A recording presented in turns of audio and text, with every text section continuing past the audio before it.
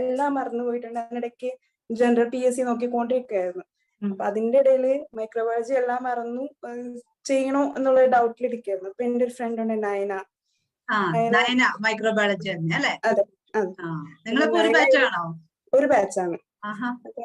നയന എന്നെ എപ്പോഴും പറഞ്ഞുകൊണ്ട് നിൽക്കും ജോയിൻ ചെയ്യാം. അപ്പൊ ഞാൻ പറഞ്ഞു വേണ്ട. എന്ന് വെച്ചാൽ എനിക്ക് പ്രശ്നം എന്ന് പറഞ്ഞാല് ഞാൻ FSOക്ക് ഇതേപോലെ ഒരു പ്രാവശ്യം ജോയിൻ ചെയ്തിട്ട് കൊറോണ തുടങ്ങിയ സമയമാണ്.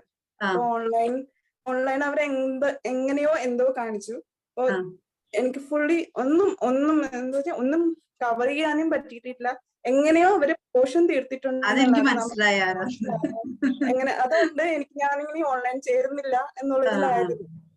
എന്നിട്ടും ഞാൻ JSIയുടെ വേറൊരു ആപ്പ് ഡൗൺലോഡ് ചെയ്ത്, വേറൊരു അക്കാഡമിയിലെ ആപ്പ് ഡൗൺലോഡ് ചെയ്തിട്ട് അവരുടെ ക്ലാസ് നോക്കി, മാമിന്റെ ക്ലാസ് നോക്കിയിട്ടുണ്ട്. പക്ഷെ എനിക്കെന്തോ ഇതിലോട്ടൊരു ഞാൻ നയന പറഞ്ഞത് ഏകദേശം ഡിസംബർ സമയം തൊട്ടേ പറയുന്നുണ്ടായിരുന്നു ജോയിൻ ചെയ്യാം.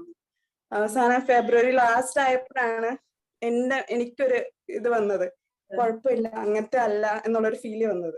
പിന്നെ ഞാൻ നയനെ വിളിച്ചു പറഞ്ഞു, നീയും കൂടി ഒന്ന് ക്ലാസ് കേട്ട് നോക്ക്, എന്നിട്ട് പറ എങ്ങനെയാണെന്ന്. അപ്പൊ നയന പറഞ്ഞു എനിക്ക് ഇഷ്ടപ്പെട്ടു. അങ്ങനെയാണ് ജോയിൻ ചെയ്തത്.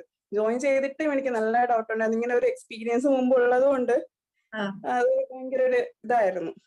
പക്ഷെ മാമിന്റെ ക്ലാസ് അങ്ങനെയൊന്നുമല്ല. എന്ത് പഠിക്കണം, നമ്മളിപ്പോ പഠിക്കുകയാണെങ്കിലും essay എഴുതുന്ന രീതിയിലേ പഠിക്കുള്ളൂ. പക്ഷെ അങ്ങനെയല്ല. ഒരു പ്രശ്നം നമ്മുടെ അപ്പൊ നമ്മളെല്ലാം പഠിച്ചിട്ടുണ്ടെങ്കിൽ ആ 2 പോയിന്റ് ക്വസ്റ്റ്യൻസ് വരുമ്പോഴത്തേക്കും നമ്മൾ എന്താന്ന് ആലോചിക്കും. കുറച്ച് നമുക്ക് അത്ര ടൈം ഇല്ല എക്സാമിന് ആലോചിക്കാൻ. നമുക്ക് അറിയായിരിക്കും, പക്ഷെ അതിൽ ആൻസർ ഏതാണെന്ന് അറിയാം. അതാണ് പ്രശ്നം. ആ ഒരു പ്രശ്നം ആദ്യത്തെ 1-2 എക്സാമിന് എനിക്കും ഉണ്ടായിരുന്നു. പിന്നെ അത് പിക്ക് ചെയ്യാൻ പറ്റുന്നുണ്ട്. പിന്നെ എന്റേതായ ചെറിയ കാരണം കൊണ്ട് ഒന്ന് ഫോളോ ചെയ്യാൻ പറ്റുന്നില്ല, കറക്റ്റ് ആയിട്ട് പറ്റുന്നില്ല എന്നുള്ളതേ ഉണ്ടായിരുന്നുള്ളൂ. മക്കളെ 2 പേര് കുഞ്ഞു കുട്ടികളാണ്. അതിൻ്റെതായ കുറെ പ്രശ്നങ്ങൾ കാരണം ഞാനായിട്ട് ഒന്ന് ബാക്കിലോട്ട് ആയിട്ടുണ്ടെങ്കിലേ ഉള്ളൂ. അല്ലാതെ ക്ലാസ് നല്ല ക്ലാസ് ആണ്. നമുക്കൊരു ഇത് തോന്നും, പോസിറ്റീവ് എനർജി തോന്നും, നമ്മളെ കൊണ്ട് ചെയ്യാൻ പറ്റും എന്നുള്ളൊരു തോന്നലുണ്ട്. പ്രത്യേകിച്ച് ഒരു എക്സ്പീരിയൻസ്, അങ്ങനെ ഒരു നെഗറ്റീവ് എക്സ്പീരിയൻസ് കഴിഞ്ഞുള്ളത് കൊണ്ട് പിന്നെ നമുക്ക് അല്ലെ നമുക്കൊരു ടെൻഷൻ ആയിരിക്കും, പിന്നെയും പൈസ കളയണോ അല്ലെ, ടെൻഷൻ ഉണ്ടായിരുന്നു. പക്ഷെ അങ്ങനെ അതിന്റെ നേരെ ഓപ്പോസിറ്റ് ആയിരുന്നു ഈ ക്ലാസ്. ഫുള്ളി സാറ്റിസ്ഫൈഡ് ആണ്. മാം നന്നായിട്ട് എഫേർട്ട് എടുത്തിട്ടുണ്ട്, നമ്മളെ കൊണ്ട് ചെയ്യിപ്പിക്കുന്നുണ്ട്. എക്സാം എഴുതണമെങ്കിൽ നമ്മൾ പഠിച്ചല്ലേ പറ്റൂ, അതും ചെയ്യുന്നുണ്ട്.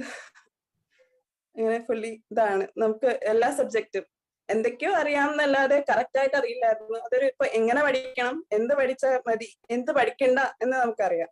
പഠിക്കേണ്ടാത്ത കാര്യങ്ങൾ നമ്മൾ പിന്നെയും പഠിക്കേണ്ട കാര്യമില്ലല്ലോ. നല്ലൊരു ക്ലാസ് ആയിരുന്നു മാം. എല്ലാം കറക്റ്റ് ആയിട്ട് സമയത്ത് കഴിയുകയും ചെയ്തു. എക്സാം